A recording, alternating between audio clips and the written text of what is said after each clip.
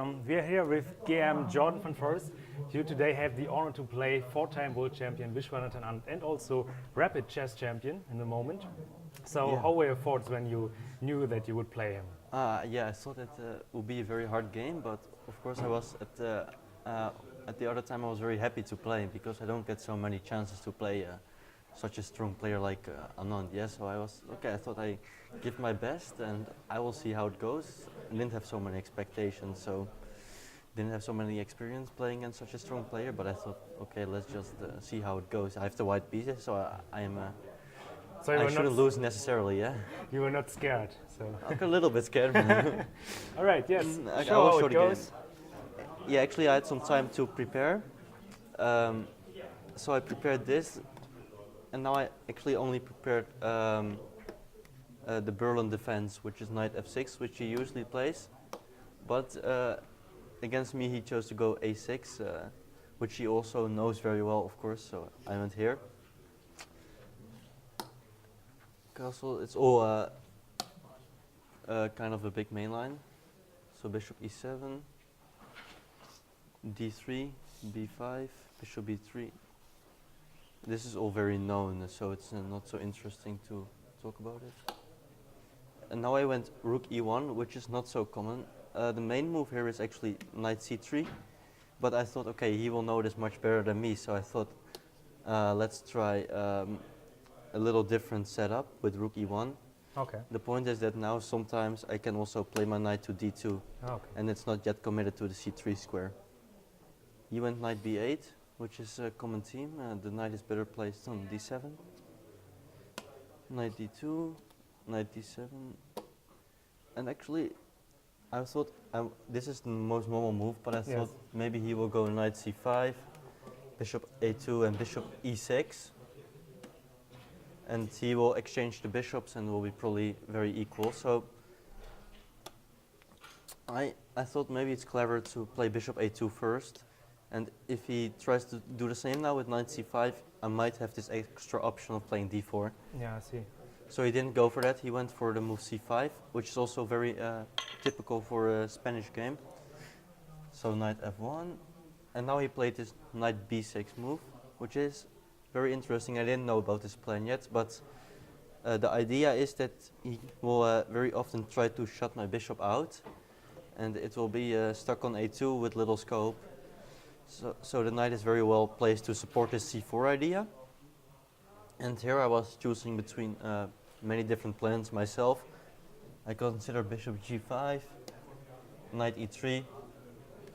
Knight e3, the point is to control these squares on d5 and f5, but in the end I chose to go to g3. The point is that my bishop still can go to g5, and when it's on e3 my bishop will be blocked. Okay. So I went here.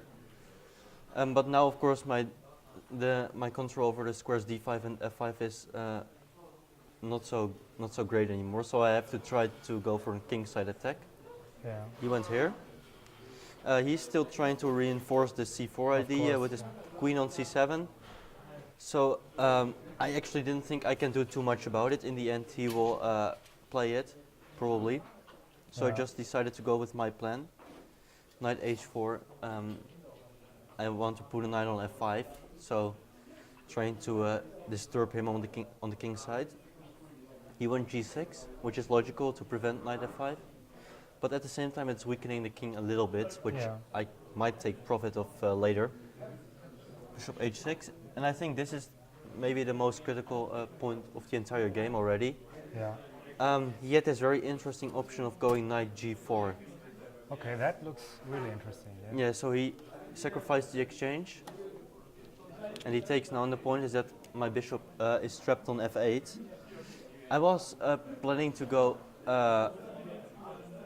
queen d2 here, which maybe is not so good, but like Anand showed me after the game, probably h3 is a good move. The point which I didn't see is that after takes, I have this intermediate move to take here.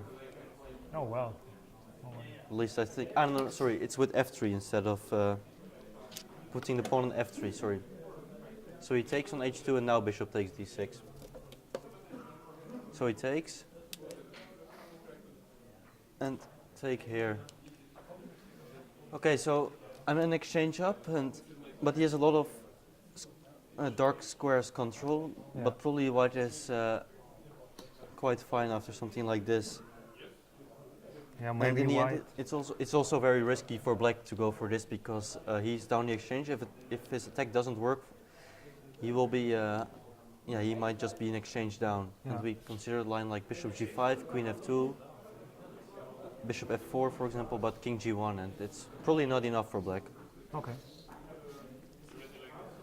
So he didn't go for this. Instead, he played the simple rook It's a e8. pity, I would love to see this. Yeah, I was also very afraid of it. So I thought, okay, I hope my calculations are all right, you know. But okay, in the end, I thought, okay, well, if anything goes wrong, at least we have a nice game, yeah. So Yeah. and his bishop is here. So he went for rook e8, queen d2. Yeah, it looks nice for white now with a lot of knight f5 ideas coming, but he found a simple way to relieve all the pressure with knight Immediately. g4. Yeah. I have to go here because he's attacking both my bishop and my knight.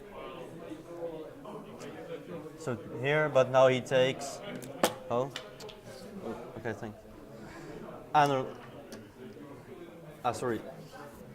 He takes, and I take back, and he goes queen e7, and the queens are being exchanged. So That's not what you my want. attack is not really working out. I decided to go back, but here I think black is already completely fine. But I was a bit afraid of getting slowly outplayed in the end game, but okay, my structure is not so bad, and I mean, it doesn't look that bad for me, so. Sorry, yeah, he went rook a7 here. Yeah. And I thought I should be fine still. I went knight f1, trying to bring my knight to the e3 square, which is much better. Yeah.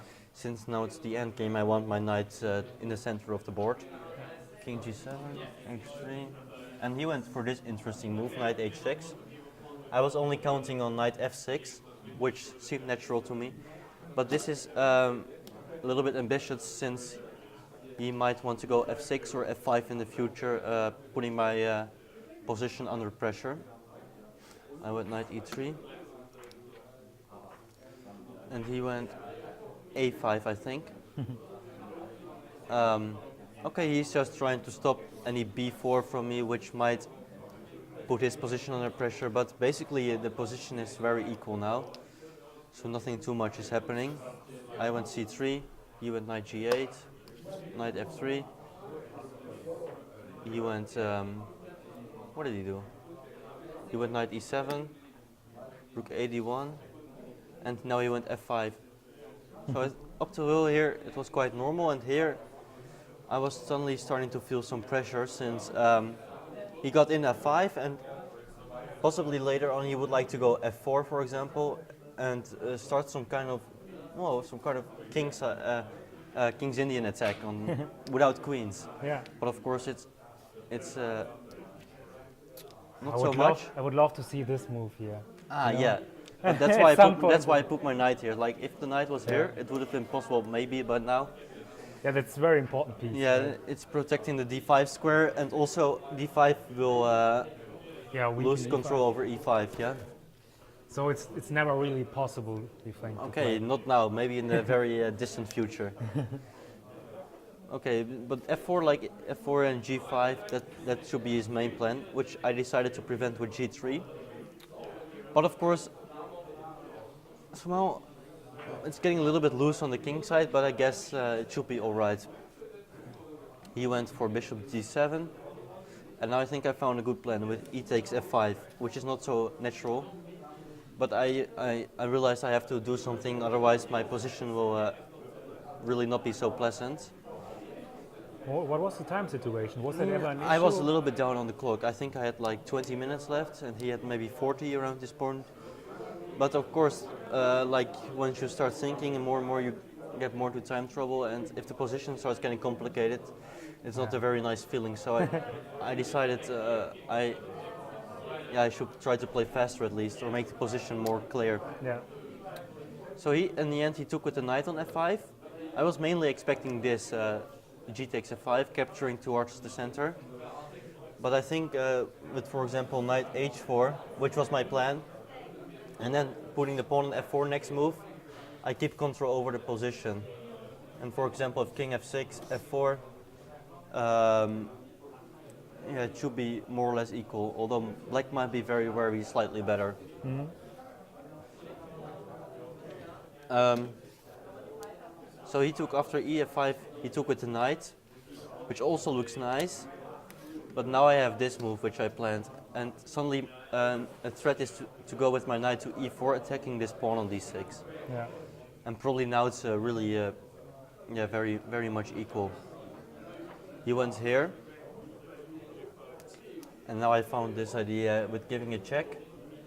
He has to go back, since king f6 fails due to knight g4. And now I go back again. And suddenly the threat is to take on f5, knight f7, and this pawn will be hanging. So he cannot really do anything. Which this bishop is playing a nice role. And in the end he decided to go back. And we had a repetition. Okay. If he tries to win with, for example, rook f8, covering the square on f7, I also simply can go back. So nothing much to be done. And here, so we decided to agree on the draw. But great result against Yes. the world champion, of course. So thank you very much. Thank you.